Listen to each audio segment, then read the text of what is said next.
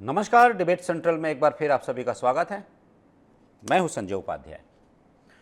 अभी हम देख रहे हैं कि अभी जो कुछ दिन निकले हैं जिसमें कि देश के ऊपर ही मानता हूं उसे, तो मैं देश की सरकार भी यही मानती है, देश के जन भी यही मानते हैं कि देश के ऊपर हमला था, देश की आत्मा पर हमला था जो पहलगाम में हुआ। लेकिन उसके बाद हम देख रहे हैं लगातार कि जो सरकार है, केंद्र सरकार है, वो सुरक्षा को लेकर, सुरक्षा के अलग अलग विषयों को लेकर बहुत बड़े कदम उठा रही है। कुल मिलाकर कहा जा सकता है बहुत गंभीर है।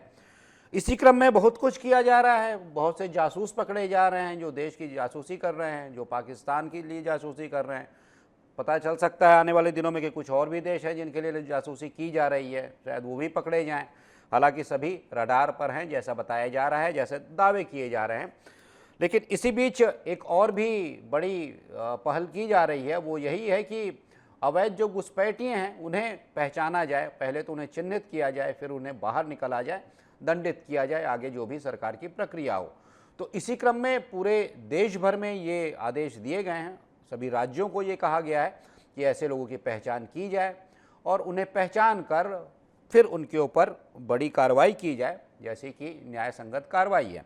तो ये तमाम सारे विषय हैं। और अभी ये विषय इसलिए उठता है क्योंकि छत्तीसगढ़ में भी जो अवैध घुसपैठिए हैं, मतलब जो अवैध रूप से यहाँ रह रहे बांग्लादेशी हैं, रोहिंग्या है, उन्हें लेकर लगातार कार्रवाई की जा रही है। और इसी बीच कई बड़ी बैठकें हुई। गृह मंत्री जो कि उप मुख्यमंत्री हैं, उन्होंने बैठक ली और इन बैठकों में बहुत से बड़े निर्देश भी दिए गए हैं। एसआईटी का भी गठन हुआ है, एसआईटी अपना काम कर रही है। लेकिन अब जब इस विषय पर कुछ बयान आते हैं, कुछ बातें होती हैं, कुछ गृह मंत्री कहते हैं, कुछ पीसीसी चीफ कहते हैं, कुछ भाजपा के वरिष्ठ नेता पूर्व मंत्री कहते हैं, तो उसके ऊपर एक नए सिरे से बातचीत शुरू हो जाती है। कहिए कि एक नए दौर की चर्चा शुरू हो जाती है उसी पुराने कलेवर में। वो चर्चा क्या होती है और वो चर्चा कैसे उपजती है, इसकी बात करेंगे अपने विशेष अतिथियों के साथ। पहले सुन लेते हैं क्या कह रहे हैं पीसीसी चीफ दीपक बैज जी और पूर्व कैबिनेट मिनिस्टर और बीजेपी के विधायक अजय चंद्राकर जी। सुनाइए। अजय चंद्राकर को एक बार आप पूछ लीजिए कि घुसपैठिए आए कैसे, कहां से आए, किनकी सरकार में आए, 12 साल पहले आए, किनकी सरकार थी, देश में किनकी सरकार है, कौन सा सीमा से घुस के आए, किसकी कमजोरी है। मैं तो इसलिए धन्यवाद दिया ना, मैं गृह मंत्री और मुख्यमंत्री जी को धन्यवाद मैंने इसलिए दिया कि अपने मोदी और अमित शाह की सरकार की फेलियर और नाकामी को उन्होंने उजागर करने का काम किया, इसलिए उनको धन्यवाद दिया। क्योंकि उन देश के अंदेश में उनकी सरकार है और उन सीमाओं से घुसकर छत्तीसगढ़ पे पहुंचे। अपनी नाकामियों को छुपाने के लिए इस तरह की भारतीय जनता पार्टी का बयान है। पूरे देश में कांग्रेस के शासनकाल में और तृणमूल के शासनकाल में जनसंख्यिकी जो असंतुलन है वो बिगड़ गया, जिसमें असम, पश्चिम बंगाल ये प्रमुख है, जहां घुसपैठियों की सीमा थी। नॉर्थ ईस्ट के कुछ राज्य हैं, अब ये देश भर में फैल रहे हैं। और छत्तीसगढ़ में जो लोगों ने कागजात बनाया, जैसे बनाया, ये अवश्य जनता को बताना चाहिए, प्रशासन को, कि ये किसके कार्यकाल में कौन अधिकारी ने बनाया, जो 11 लोग हैं उसको। अब कांग्रेस को घुसपैठ करके जनसंख्यिकी असंतुलन पैदा करना वोट बैंक के समान है उसके लिए।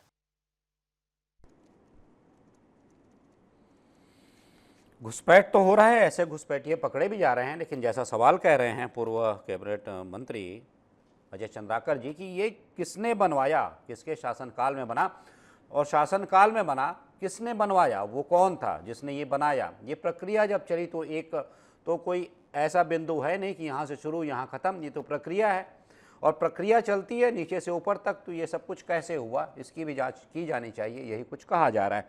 चलिए सीधे चर्चा पर आता हूँ। सबसे पहले परिचय करवा दूँ अपने विशेष अतिथियों का जो मेरे साथ जुड़े हुए हैं। के चौहान जी हैं, प्रवक्ता हैं भारतीय जनता पार्टी के। के चौहान जी स्वागत है। आशीष यादव जी हैं, प्रवक्ता हैं कांग्रेस के। आशीष जी आपका भी स्वागत है। साथ ही साथ रमेश पांडे जी हमारे साथ जुड़े हुए हैं, वरिष्ठ पत्रकार हैं। रमेश जी आपका भी बहुत बहुत स्वागत है। शुरुआत आपसे ही कर लेता हूं। के चौहान जी, वो तो ये कह रहे हैं ना कि फर्जी पेपर किसके, हालांकि आशीष जी से ये पूछना था, चलिए चौहान जी आपसे ही कि ये फर्जी पेपर किसके काल में बने, और फिर दीपक बैज क्या कह रहे हैं, वो सवाल कर रहे हैं, वो पूछ रहे हैं भाई ये सरकार आपकी है, केंद्र में सरकार आपकी है, तो ये बात कहाँ। लेकिन एक जो बात है मैं तो सोच रहा हूँ आशीष जी से ही पूछी जानी चाहिए थी कि ये जो डेमोग्राफी की बात हो रही है, जो जनसंख्या बिगड़ी, जनसंख्या डेमोग्राफी कहते हैं, वो जो बिगड़ी, आसाम का उल्लेख कर रहे हैं, तृणमूल का उल्लेख कर रहे हैं, कांग्रेस शासित राज्यों का उल्लेख कर रहे हैं जहाँ से कि इन्फिल्ट्रेशन हुआ अवैध रूप से, तब ये उनका प्रसार हो रहा है ऐसा कहा जा रहा है, जो उनका प्रसार हो रहा है ये सब कुछ कहा जा रहा है।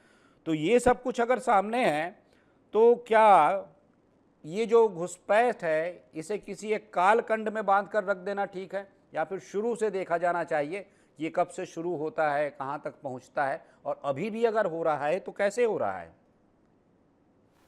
जी बिल्कुल। उपाध्याय जी, सबसे मेन बात यह है जी कि इस घुसपैठियों का हमारे देश के लिए दोहरा नुकसान है। एक तो वो डेमोग्राफी को चेंज करते हैं, दूसरा बाहर के असामाजिक तत्व भी आते हैं, वहां पर जो उन्हें अच्छा वातावरण नहीं मिल पाता है वो यहाँ पर आके, हम देखते हैं क्रिमिनल्स आप देखिए पूरे देश में, और उसमें कई लोग आपको जो घुसपैठी हैं उसके वो भी मिलेंगे हमारे देश में, और उसमें असम और जो अपना ये पश्चिम बंगाल है उसमें तादाद उनकी ज्यादा है। जी देश की सुरक्षा के साथ कोई भी समझौता टॉलरेट नहीं करेगी भारतीय जनता पार्टी। जी ऐसा क्यों होता है कि 2014 के बाद घुसपैठियों के आने में तो लगाम लगती है, और उसके बाद उनके ऊपर कार्रवाई भी होती है। और कार्रवाई कौन सी? हमने यही लगाया है कि अवैध घुसपैठी, अवैध जो है, तो संविधान के हिसाब से, हमारे कानून के हिसाब से जो अवैध हैं, अवैध रूप से हमारे देश में रह रहे हैं, उनको हटाया जाना, और डेमोग्राफी चेंज आना, और उस देश की सुरक्षा के लिए भी ये बहुत ज्यादा जरूरी है।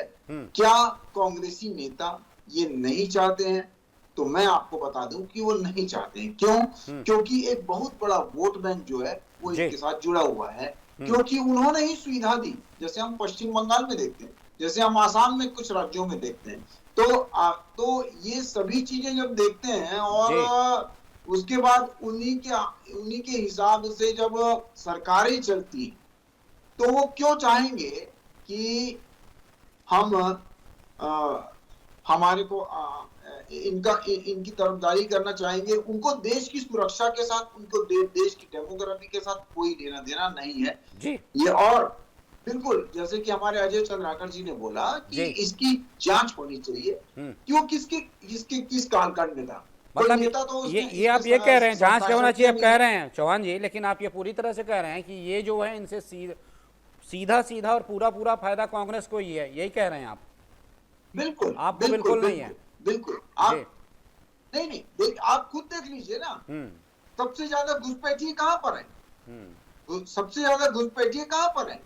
पश्चिम बंगाल में है सबसे ज्यादा घुसपैठी। उसके बाद सेकंड में सबसे ज्यादा घुसपैठी आसाम में है।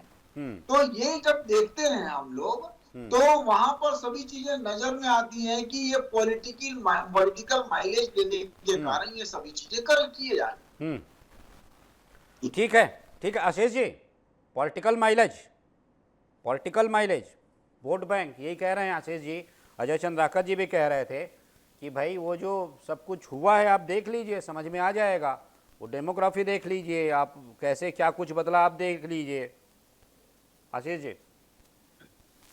जी, सबसे पहले सभी प्रबुद्ध जनों को प्रणाम जी। मैं इस बात पर काफी ज्यादा एग्री करता हूं चौहान जी से और चौहान सर से। भैया ने कहा कि भारतीय जनता पार्टी बिल्कुल भी बर्दाश्त नहीं करेगी। मैं चाहता हूं कि भारतीय जनता पार्टी बिल्कुल बर्दाश्त ना करे, और शायद इस बात को पहले से भारतीय जनता पार्टी की केंद्र सरकार ने समझा होता तो आज ये परिस्थिति नहीं होती, या राज्य सरकार ने ध्यान दिया होता तो ये परिस्थिति नहीं होती।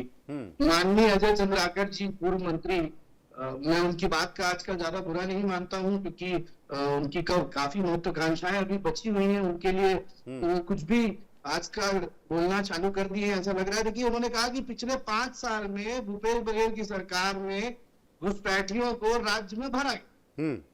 जी। अब ये फैक्चुअली कैसे करेक्ट बात है, जब हमारे पास डेटा आता है, दैनिक भास्कर की आज की रिपोर्ट है कि 10,000 लोग प्रदेश में जो है घुसपैठिए माने जा रहे हैं, जिनका 10 से 12 साल पहले जो है डॉक्यूमेंट तैयार कर दिया गया है, उनके पासपोर्ट है, उनके आधार कार्ड है, राशन कार्ड तक उनका बन गया है। तो 10 साल पहले अगर वो राज्य में आ गए थे तो भारतीय जनता पार्टी की सरकार थी। क्या राज्य की जो सिक्योरिटी सिस्टम है, या राज्य की जो पुलिस है, या राज्य की आईबी इंटेलिजेंस फेल थी उस समय भी इस बार की तरह? या फिर अगर वो 10 साल पहले देश में एंटर कर रहे थे तो 10 साल पहले क्या कर रही थी मोदी सरकार? और अगर वो 12 साल से यहाँ है इस देश में, तो 12 साल में इस केंद्र सरकार ने क्या कवायतें की, क्या नेसेसरी स्टेप्स लिए, मेजर्स लिए जिनसे इनको बाहर कर दिया जाना चाहिए था अभी तक? क्या लगभग 20 साल लगेंगे इनको बाहर निकालने में, या 10 साल कम पड़ गए इनको बाहर निकालने में? अगर ऐसी बात है कि 10 साल से यहाँ है, तो ये तो बहुत ही गंभीर विषय है, केंद्र सरकार को उस पर ध्यान देना चाहिए। ठीक है। और अगर ऐसा विषय है 10 साल पहले से, तो ये बात कहां से उठ रही है कि पिछले 5 सालों में घुसपैठिया बढ़ गए, 5 सालों में घुसपैठिया बढ़ गए जिनका डॉक्यूमेंट 10 साल पहले बना दिया गया था। तो ये फैक्चुअली करेक्ट बात नहीं है, इसलिए उस बात को मैं सिरे से खारिज करता हूँ। दूसरी मुद्दे की बात यह है कि सबसे ज्यादा इंपॉर्टेंट ये है कि इसके लिए अभी क्या नेसेसरी मेजर्स लिए जा रहे हैं, क्या सॉल्यूशन है इस चीज का। ये चुनाव के वक्त मैंने देखा अजय चंद्राकर जी हों या फिर विजय शर्मा जी खासकर चुनाव के पहले ये बोलते नजर आ रहे थे कि हमारे पास एक एक जिले में, एक एक विधानसभा में घुसपैठियों की लिस्ट है, और हम सरकार आते ही इन घुसपैठियों को हमारी बाहर कर देंगे, देश के बाहर कर देंगे। तो मुझे बताइए, क्या वो लिस्ट अब गुम गई है, चोरी हो गई है क्या वो लिस्ट? कि 1.5-2 साल होने को आए हैं और सरकार ने उस पर कोई भी जो है कार्रवाई नहीं करी है। आज इतना बड़ा देश पे, इतनी बड़ी देश पे पहलगाम की, उसके बाद जो है इस बात पे कार्रवाई चालू होती है तो फिर से ये कहने लगे कि अरे भूपेश के सरकार में घुस गए। साहब, आप इसमें सरकार और कांग्रेस ना करें, इस पे आशीष जी। ठीक है आशीष जी, मैं रमेश पांडे जी से पूछ लेता हूँ, आपके पास आता हूँ। केएस चौहान जी जो आप पूछ रहे हैं आप बताइएगा, आशीष जी जो पूछ रहे हैं बताइएगा। मैं पहले पांडे जी के पास आता हूँ। पांडे जी देखिए, पहले भी हम ये सब विषय कर चुके हैं और हमने देखा था, कई बार हम चर्चा कर चुके हैं और कई बार ये बातें हुई हैं कि क्या इस विषय को एक कालखंड में बांधा जाए, या फिर ये तो मानिए कब से चला आ रहा है, देश जब से स्वतंत्र हुआ है ये तब से ये समस्या चली आ रही है अलग अलग रूपों में। कभी इस घुसपैठ को संवैधानिक दर्जा दिया गया, बहुत सी ऐसी चीज़ें हुई। कई बार ऐसा हुआ कि कई ऐसे घुसपैठिए आए लेकिन सरकारों ने माना कि नहीं ये पीड़ित हैं, उन्हें बसाया गया। कुछ ऐसे घुसपैठ होते हैं अवैध रूप से जिनका नाम जुड़ता है बहुत सी ऐसी घटनाओं से जो कि सुरक्षा के लिए घातक हैं। ऐसी बातें होती हैं बीच बीच में, अलग अलग पार्टियों के द्वारा ये बातें कही जाती हैं, जो मैंने कहा ये पार्टियों के द्वारा कही जाती है। तब ऐसे में ये जो घुसपैठ का विषय है, क्या लगता है कभी थमेगा या फिर बीच बीच में ऐसे ही निकलता रहेगा, या इसका कोई स्थायी समाधान संभव है? देखिए संजय जी, आप देखें, यह केवल भारत का विषय नहीं है, यह वैश्विक विषय है। बिल्कुल। और दुनिया के बहुत सारे तमाम देशों में इस तरह की समस्याएं हैं। अब इस पर ध्यान देना होगा कि समय काल परिस्थितियों में ऐसी बातें उठती हैं। हम एक तरफ बात करते हैं वसुधैव कुटुंबकम की, जब वसुधैव कुटुंबकम की भारत बात करता है तब घुसपैठ उसके सामने नगण्य दिखता है जी। लेकिन जब वो घुसपैठिए भारत में आकर के यहाँ की व्यवस्था के विरुद्ध काम करने लगते हैं तो ऐसा लगता है कि नहीं नहीं ये गलत हो रहा है, घुसपैठियों को रोका जाना चाहिए जी। ये समय काल परिस्थितियों पर ये निर्भर करता है। अब दूसरा बात है इसका पॉलिटिकल मैंडेट लेने का। जी। जैसे मैं ये कर रहा हूँ कि मैं अपने को खुद कर रहा हूँ कि मैं बांग्लादेशी घुसपैठिया हूँ, मैं रायपुर में आकर के रह रहा हूँ जी। लेकिन रायपुर में वोट देने का राइट हमको किसने दे दिया? जी भाई, अगर वोट देने का राइट मेरे पास है तब तो मेरा कोई पॉलिटिकल मैंडेट है। अगर मेरे पास वोट देने का राइट नहीं है तो कोई पॉलिटिकल मैंडेट नहीं हो सकता है। जी। और वोट देने का राइट चुनाव से पहले इन्हीं पॉलिटिकल दलों के कार्यकर्ताओं की देख रेख में वोटर लिस्ट बनती है, वो चाहे भारतीय जनता पार्टी के लोग हो, चाहे कांग्रेस पार्टी के लोग हो, या किसी अन्य पार्टी के लोग हो। तो ये कहना बिल्कुल गलत बात है कि इसका कोई पॉलिटिकल मैंडेट उठाया जा सकता है, लिया जा सकता है। अगर पॉलिटिकल मैंडेट लिया जा सकता है तो जब निर्वाचन आयोग द्वारा सूची बनती है, मतदाता सूची, तो उस समय उनको खुल करके आपत्तियां दर्ज करनी चाहिए, उनको वोटर लिस्ट से डिलिस्ट कराना चाहिए। तो ये कहना तो केवल एक राजनीतिक मतलब थोथेबाजी है, गलत बात, बयानबाजी है, लोगों को के बीच भ्रम फैलाने वाली बातें हैं। ऐसा कुछ भी नहीं है। लेकिन अभी जो मौजूदा परिस्थिति है, आप देख रहे होंगे, बांग्लादेश से हमारे मैत्रीपूर्ण संबंध रहे। पहलगाम की घटना के बाद केंद्रीय गृह मंत्रालय ने पूरे देश में एक सर्कुलर जारी किया है कि ऐसे जो घुसपैठिए हैं, जिनसे संभावना है कि गलत प्रवृत्तियों में लिप्त हैं, उनको आइडेंटिफाई किया जाए, उनके अगेंस्ट कार्रवाई किया जाए। तो इस दिशा में ये काम हो रहा है। मेरे ख्याल से इस पर किसी को भी पॉलिटिकल या राजनीतिक बहसबाजी या विवाद नहीं बढ़ाना चाहिए। मिलजुल करके ये एक राष्ट्रीय समस्या है, हम सबको इसमें सहयोग करना चाहिए। ठीक है, चौहान जी जवाब दे लीजिए, फिर उसके बाद एक और बात पूछता हूँ आशीष जी से। जवाब दे लीजिए चौहान जी। याद होगा आपसे क्या क्या कहा होगा आशीष जी ने? जी जी जी बिल्कुल, वरिष्ठ पत्रकार जी ने बोला कि हमारे को मिलजुल के राष्ट्रीय सुरक्षा की बात है, तो ये बहुत ज्यादा राष्ट्रीय सुरक्षा, राष्ट्रीय सेवा, राष्ट्र के प्रति हमारी जवाबदारी, सबसे बड़ा प्रथम दलगत राजनीति से उठ के हम सबसे पहले यही वाला काम करें। और उसके बाद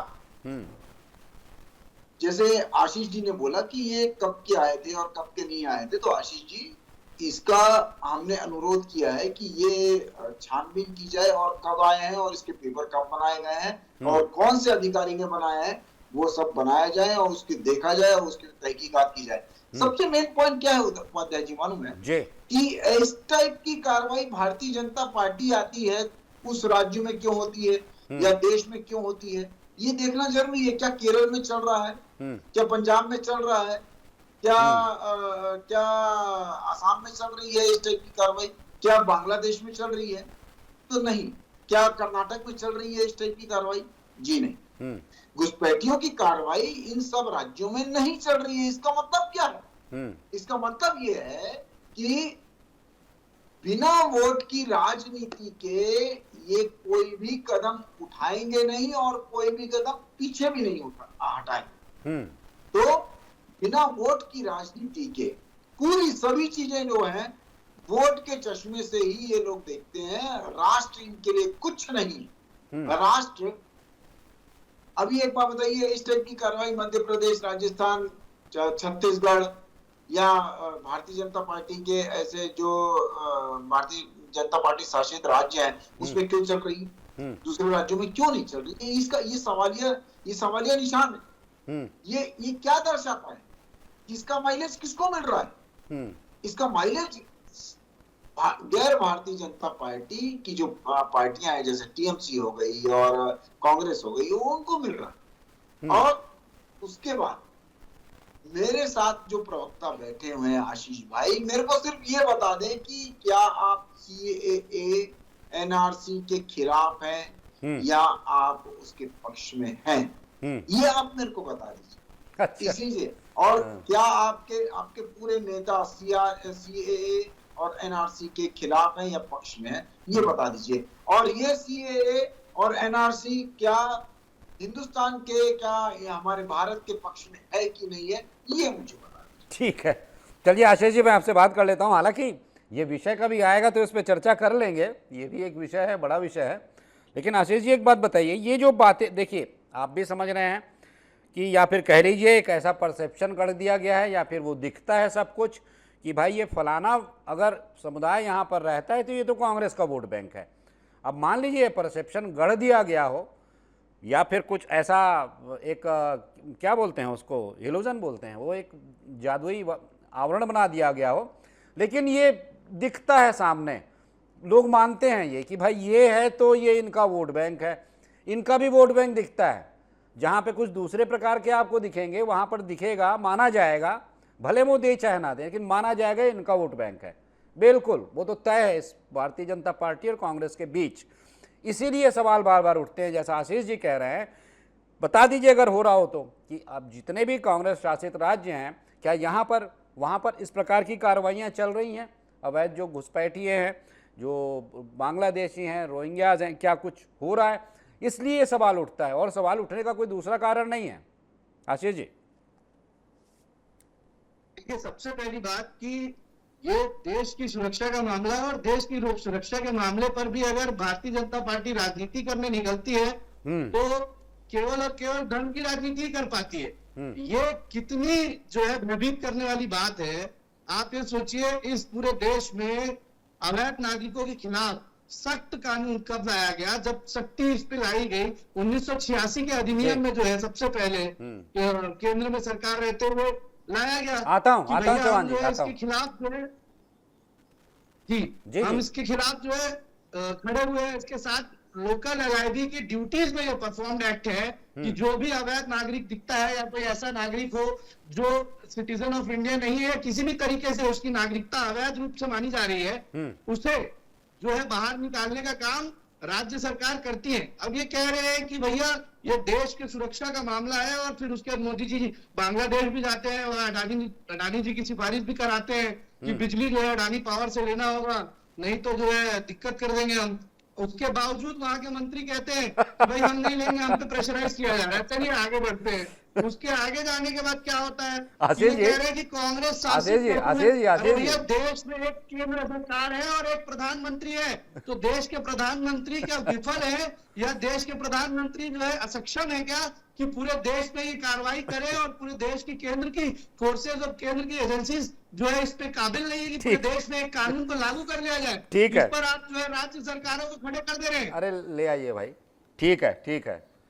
मैं क्या होता है ना, एक बात जो होती है, क्या हो गया, हाँ क्या होता है आशीष जी, मैं कह रहा था कि मुझे ऐसा लग रहा है कि आजकल मैं जो देख रहा हूँ, एक ट्रेंड देख रहा हूँ कि कांग्रेस की वो पूर्णाहुति तब तक संपूर्ण नहीं होती है जब तक अडानी और अंबानी ना अडानी ना आ जाए, तब तक ये पूर्णाहुति होती ही नहीं है। चलिए जवाब दे लीजिए, आप संक्षेप में कहिएगा, मैं रमेश जी से पूछूंगा। जी संजय जी, सबसे पहले तो मुझे हमारे माननीय प्रवक्ता हाँ कहिए। सबसे पहले तो हमारे माननीय प्रवक्ता हमारे को ये बताएं कि मोदी जी ने वहां पर बांग्लादेश में ऐसे जाके कब बोला है? आपके प्रतिष्ठित चैनल में ऐसे भ्रमात्मक और ऐसे गैर तथ्यात्मक आपको स्टेटमेंट नहीं देने चाहिए। बिल्कुल, आप मैं भी सहमत हूँ। प्रतिष्ठित प्रवक्ता हैं, और हम ये चाहते हैं कि आपका जो तथ्यात्मक जो चीजें हो वही आप बोले, और कोई भी मन गढ़ंत कहानियां और कोई भी मन गढ़ंत कहानियां ना बोले। दूसरी बात, आपने बोला कि अब क्या था चौहान जी, पूर्णाहुति देनी थी, कोई सा भी मंत्र पढ़कर देना था, पढ़ दिया उन्होंने। जी सही बात है, लेकिन तथ्यात्मक अगर चीज बोलते तो मुझे ज्यादा खुशी होती। तथ्यात्मक चीज आप बोलिए और भ्रम फैलाने वाली चीजें ना बोलिए। आपने किस स्टेटमेंट में देखा है, कौन से टीवी चैनल में आया है, कौन से न्यूज़पेपर में आया है, कौन से कहां पर है ऐसा स्टेटमेंट, तो आप मेरे को बता दीजिए, हमारे दर्शकों को बता दीजिए। तो ऐसे अनर्गल बातें और अनर्गल चीजें ना बताए, ना बोले तो ज्यादा अच्छा रहेगा। तो क्योंकि देश की जनता, प्रदेश की जनता सब चीजें जानती है। और दूसरी बात, इन्होंने बोला कि ये घुसपैठिए कब आ गए, तो ये 3 दिसंबर के बाद तो नहीं आए, 3 दिसंबर 2023 के बाद तो नहीं आए हैं। जो ये घुसपैठिए आए हैं तो उसकी जांच की जाएगी, और जांच में जो भी दोषी पाया जाएगा उनको भी उनकी जांच की जाएगी और उनको दंडित भी किया जाएगा। क्यों नहीं किया जाएगा? और ये वाली कार्रवाई आपके कार्यकाल में क्यों नहीं हुई, या आपके कार्यकाल में जो भी आपके राज्य हैं, जो केंद्रीय जो कांग्रेस शासित राज्य है, उसमें क्यों नहीं होती है? इसीलिए क्या होता है, 2009 के बाद संजय जी 2009 के बाद कभी भी कांग्रेस की सरकार रिपीट नहीं हुई है किसी भी राज्य में। क्योंकि एक बार जो जब राज्यवासी जान जाते हैं कि इनको देख के हमने गलत कर दिया है। 2009 से लेकर आज तक 16 साल हो गए। ऐसा क्या बात हो गई कि 16 साल में आपकी कोई भी राज्य में रिपीट सरकार नहीं हुई? तो आज जो जी ठीक है, ठीक है, मैं ठीक है जागरूक है। चौहान जी ठीक है। आशीष जी बहुत संक्षेप में कहिए। लेकिन एक बात आशीष जी, ये जो घुसपैठ की समस्या है, ये इसका इसकी कोई सीमा थोड़ी है। आप मानते हैं क्या सीमा है कि 14 के पहले नहीं था, 14 के बाद शुरू हो गया, या मैं कहूँ कि 9 के पहले नहीं था, 9 के बाद शुरू हो गया, 4 के पहले नहीं था, 4 से 14 तक चला। ये तो घुसपैठ हमेशा से, जैसा रमेश जी भी कह रहे हैं, ये तो अंतर्राष्ट्रीय समस्या है, हर देश की ये समस्या है। तो इस पर मैं समझता हूं कि बयानबाजी और बातें करने की जगह सब अगर खड़े हो जाएं, आप भी खड़े होकर ये कहें हाँ ये घुसपैठिया, इसे बाहर निकालो, बात खत्म हो जाएगी। जी कह भी रहे हैं आप। जी सर, मैं ये मानता हूँ कि घुसपैठिया कोई टाइम फ्रेम का टाइम पीरियड की बात नहीं है। इसीलिए अजय चंद्राकर जी को भी कहने से बचना चाहिए था कि ये भूपेश सरकार में घुसपैठिया आ गए।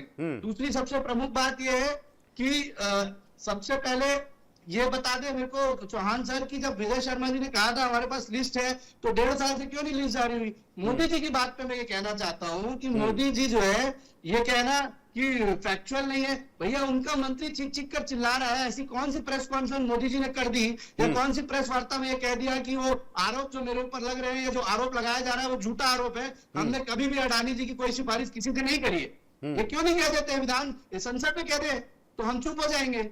अच्छा अच्छा ठीक है, मतलब वो संसद में बताएं कि हम किसी से सिफारिश ये सामने नहीं आ रहे हैं। मतलब ये पॉलिटिक्स कहाँ तक जाएगी? मतलब हर बात संसद में खड़ी होके कही जाए, हर नेता कहे संसद में कि हम ऐसा नहीं करते, मतलब वो सही है। मीडिया के पटल पर कह दे, कहीं तो कह दे। ठीक है, फिर आप भी तैयार रहिएगा कुछ ऐसे विषयों पर सार्वजनिक कहने के लिए, मीडिया में या संसद में। ठीक है रमेश जी, एक बात जैसा मैं कह रहा था, इससे फायदा नुकसान वाली मैं बात कह रहा था, और मैं कुछ कह रहा था जो परसेप्शंस हैं अभी, जो दिखता है भाई, आपको भी सभी को दिखता है। तो ये जो बातें हो रही हैं, सवाल ये किया जा रहा है कि पिछले कार्यकाल में कितना ऐसी कार्रवाई हुई, नहीं हुई, ये जो बातें जितनी भी की जा रही हैं, तो क्या अभी भी ये सवाल बचता है रमेश जी, या फिर ये सवाल तो कभी बचता ही नहीं, या फिर ये सवाल अभी भी बचता है कि इनके जो कार्ड बने, जो भी हुआ, कैसे हुआ, जो भी हुआ, इससे किसे फायदा होना था? सवाल अभी है क्या अभी भी? अगर एक मैं इसमें लाइन में होगी, ये जो जिनकी पर्टिकुलर बात की जा रही है, अगर ये इन्हें अगर वोट देने का अधिकार मिल रहा है तो इससे फायदा किसको होगा? देखिए मेरे ख्याल से सवाल इस चीज का नहीं है कि नहीं इसी चीज का सवाल है, क्योंकि राजनीतिक विषय है तो फायदा किसे होगा?